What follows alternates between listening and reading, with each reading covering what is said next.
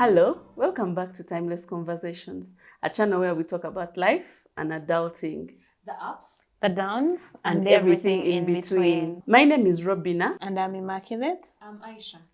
So today we are going to talk about settling into a new job, the dynamics of a new workplace, how uncomfortable it is to get to know new people.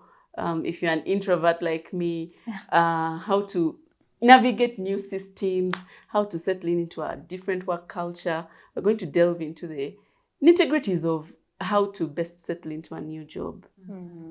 Ladies, I know you've worked with different organizations before. How are your experiences settling in? How was the first day like?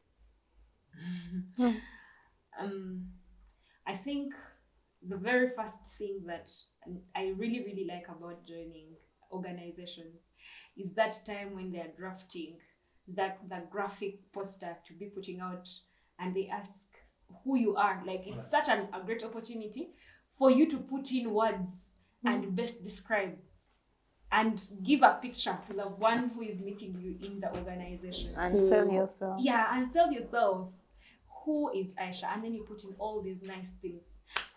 You call yourself a seasoned practitioner. I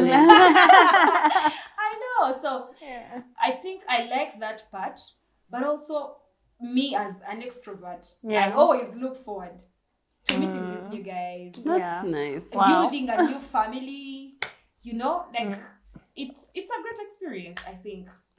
Okay. Sounds like you've worked at fancy places. I know, 'Cause really, right? where I've worked, they throw you in the sea and they give you the job, and dive. tomorrow you show up. When you show up, now you have to find, when we get here, whom do we greet? Where do you sit?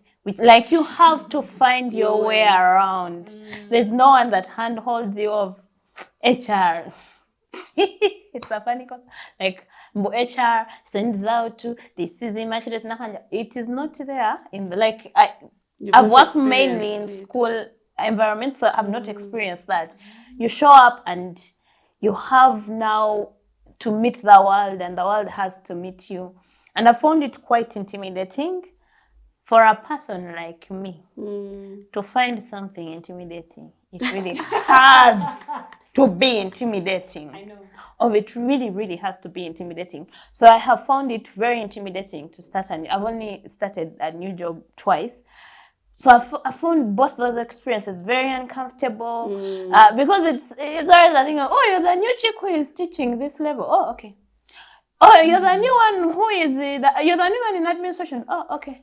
Like, I've always had to find my way and navigate, the new work environment, and It's not always exciting. it's not always exciting. So now I am very keen on orienting people when they come to work for me. Oh, nice. That's Yeah. nice. At least you picked a good lesson from your experience. Yeah. But what sector would you say you work for that is it the informal sector that doesn't have a structure to like walk you through I think the it process depends of on settling policies. in? I think it's not necessarily informal or formal sector. Some places are formal, but You still they land have on- not yet put structures in place to dictate how an employee settles in.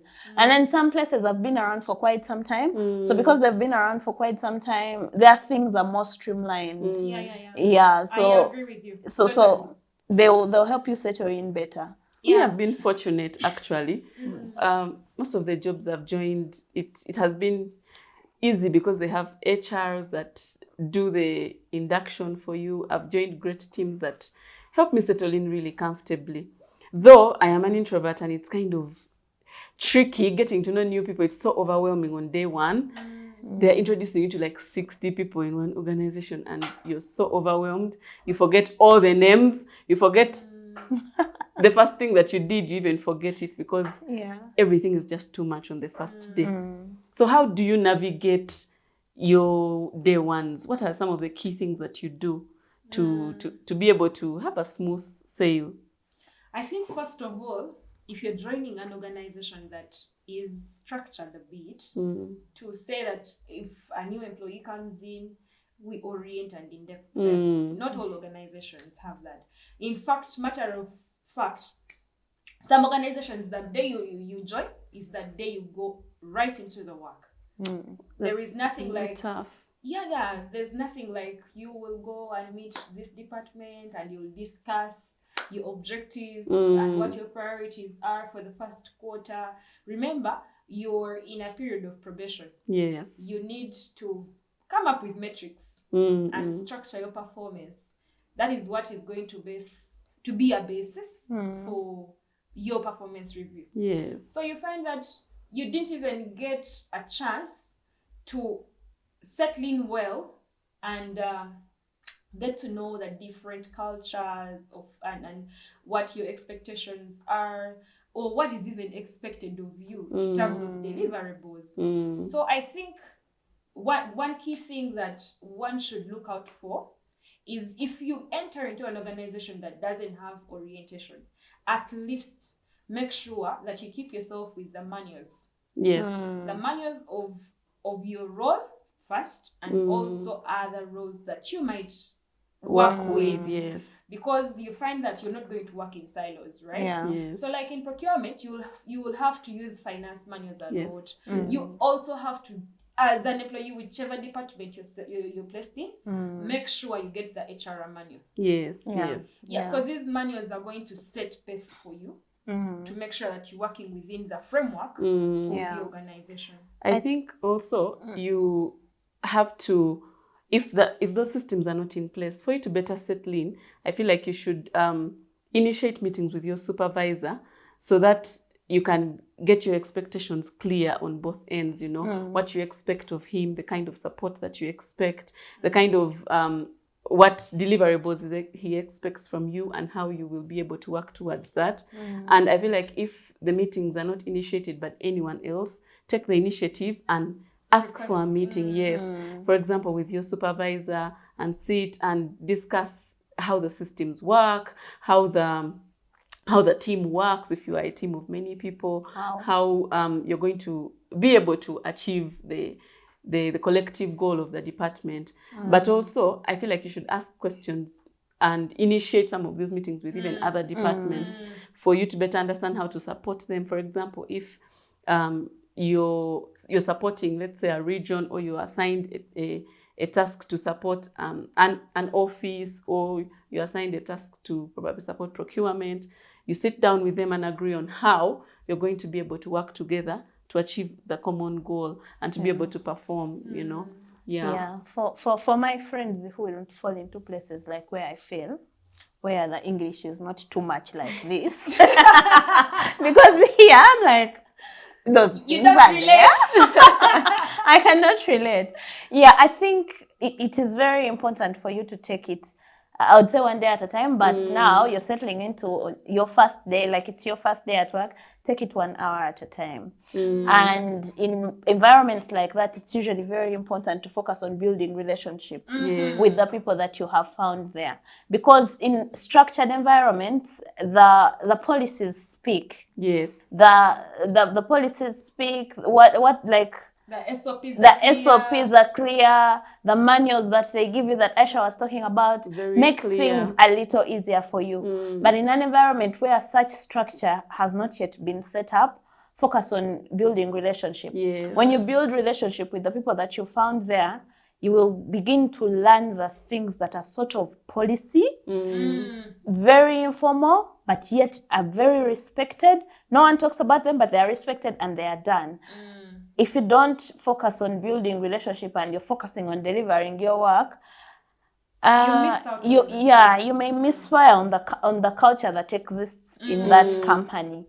So focusing on building culture. If you fall into a place where there are no manuals, no one tells you what to do or what not to do. You remind me of something.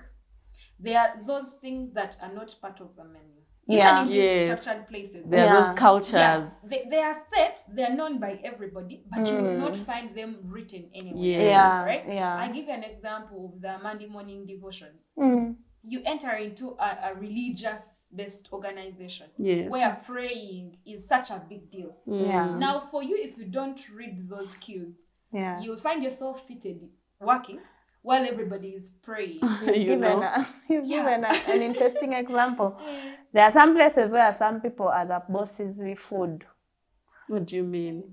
Kameleka boss. Like, Literally. so you don't, like literally, the boss and that person have a thing going on, and everybody is aware, and they respect that person simply because they are food for the boss.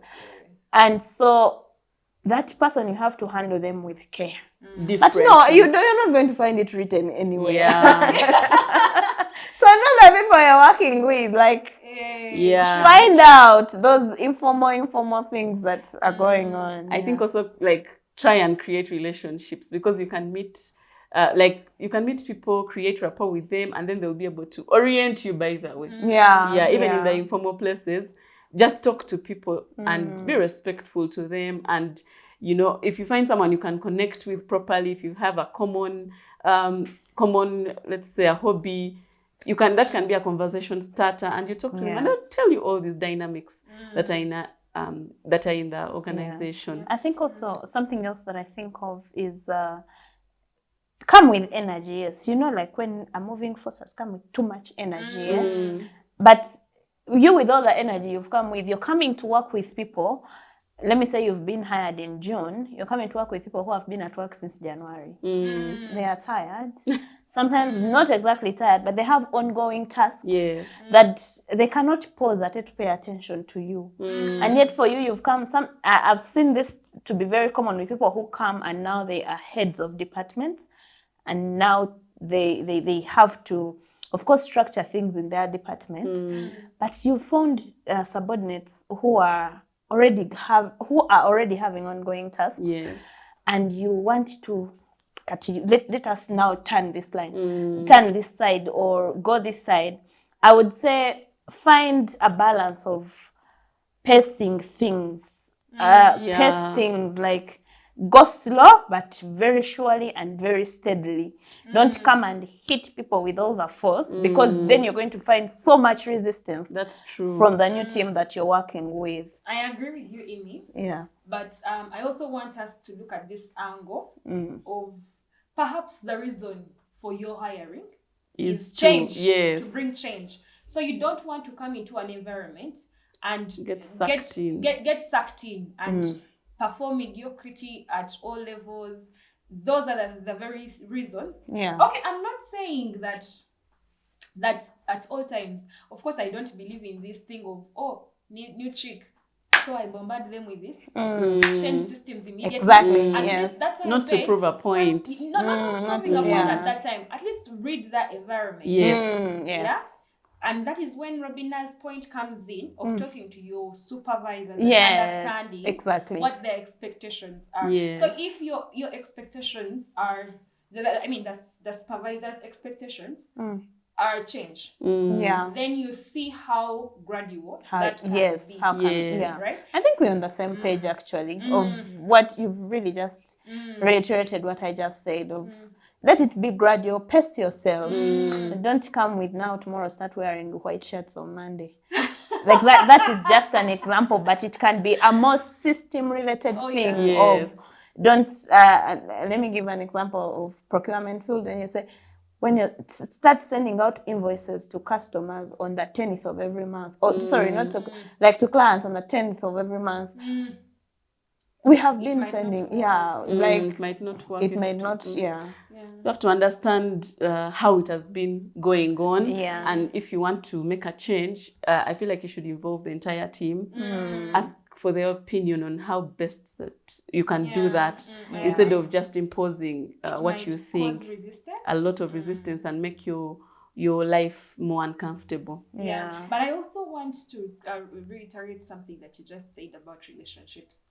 I think when you're joining a new organization, you should classify these relationships. Because there are certain people, while you might want their buy-in, they don't have the time for you. True. A good example, I would say, the president of those international organizations. The president, yes, might be interested in the things that you want to change, but does not have the time. Yeah. So what you do, some people are just, keep informed. Mm. Other people engage on a daily basis, especially because you're not going to operate in a silo.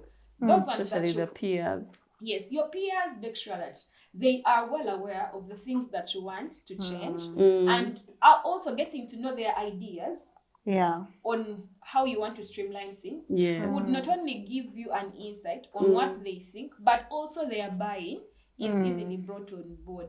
And then other people just ignore. There's also something that it falls more on the side of caution. I think it's very important to understand that you're stepping into a workplace, not a small party. So because it is not a small party, you're stepping into a place where competition is going on. Yes. It may not be very obvious, but it's there, it's going on. There are people that don't want you to prosper at that workplace where you have come, and and for them they are intentional about making sure you fail. Yeah, true. So as you're building relationship, know who to trust and who not to trust. Like, be very slow actually to trust. Don't be like, Ate, when I reached Robina held my hand, she has been a very good person. She So might she's be already a leading you work to a bestie. ditch. She's already a work bestie. She might be leading you to a ditch. Be very I'm looking for the best word to use, but be very, very cautious and keen about the people that you have found. Yeah. I feel like just exercise wisdom. Yeah. And in these relationships, it's like any other friendship, Yeah. So then, ladies, I wanted us to talk about work politics. There are those unsaid politics that go on in the workplace. And yet key. Very key. Yeah. And those dynamics. Have you had any experiences around that? Yeah. Now with unfortunately for my profession, procurement, because there's a lot of interest in money, Yeah. right?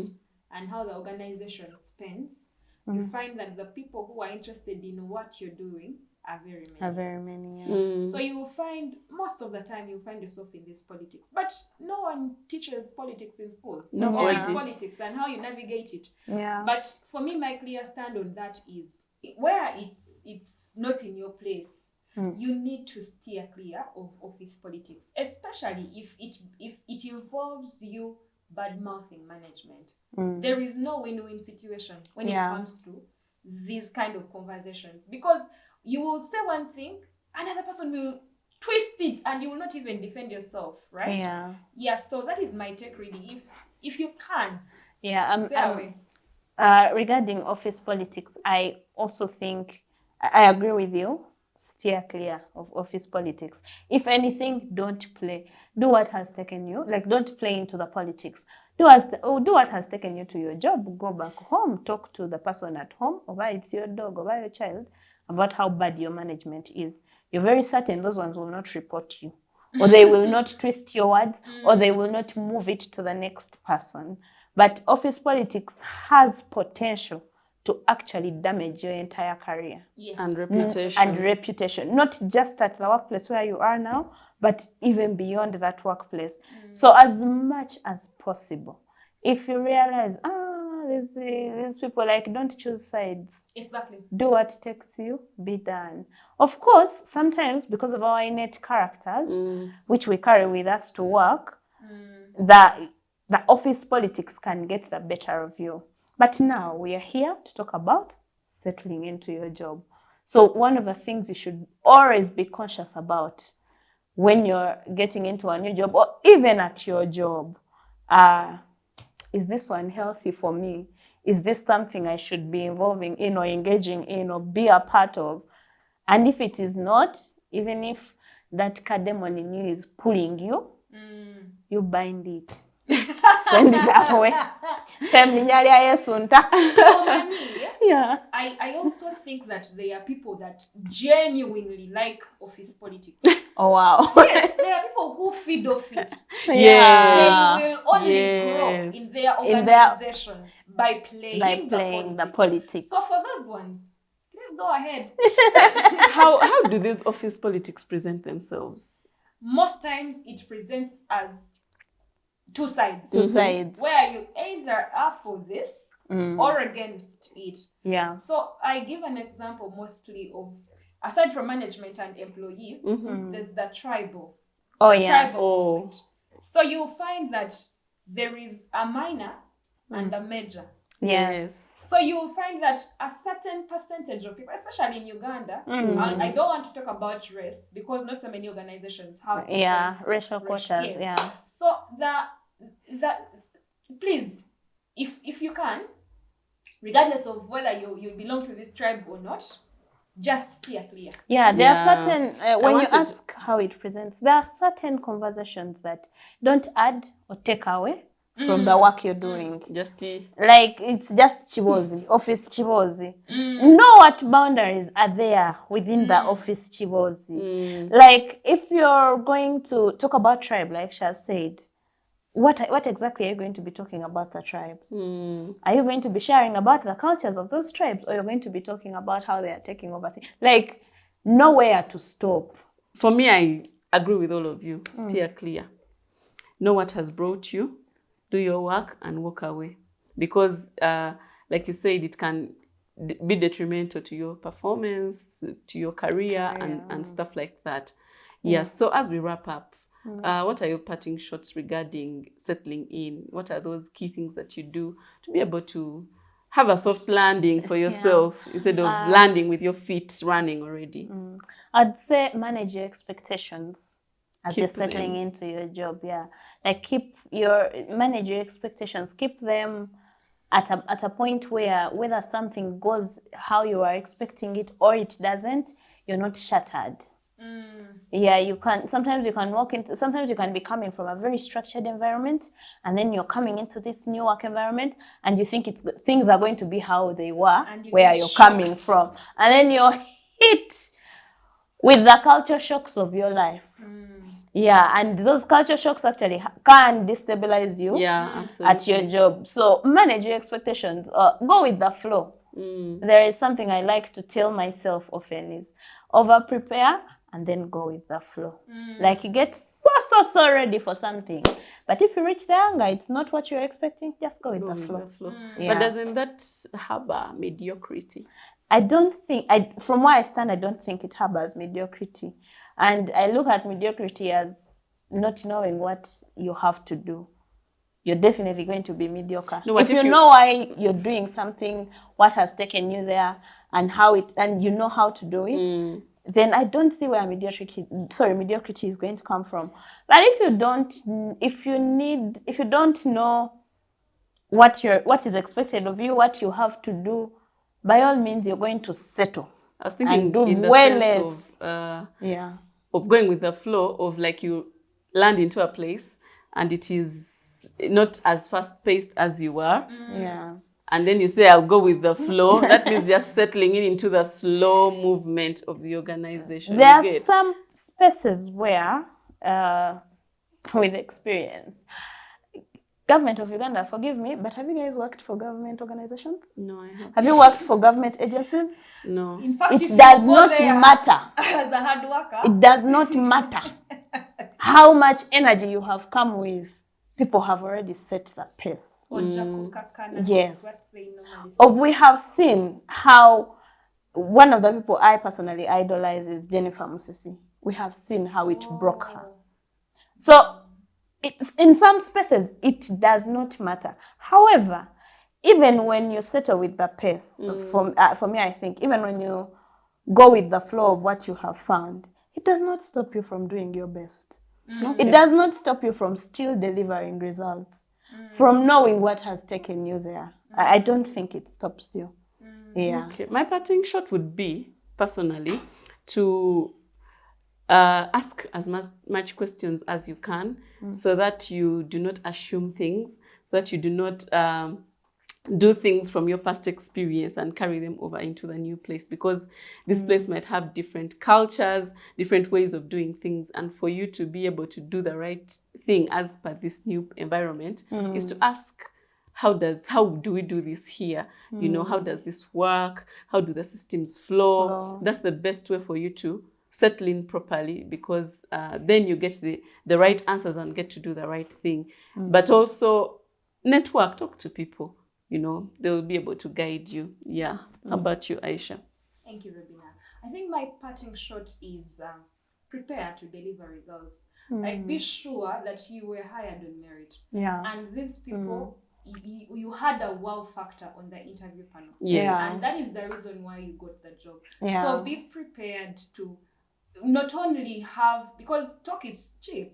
Well, okay, it's okay to talk, but have something tangible. Back To up show your for words, it. like Yeah, and defend show for your it, talk. yes. Yeah. So if you're able to, please work out metrics and review them.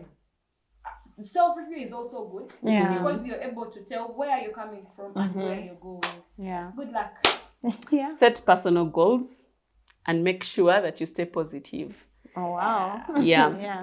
Thank you so much for coming this far into the episode of today. Please share your thoughts in the comment section of how best to settle into a new job. Also, like, subscribe to be part of the family that you're building here, and share with your friends so that they can learn these tips as well. Shout out to HD Media, who shot and produced this episode. See you next time. Bye. Bye.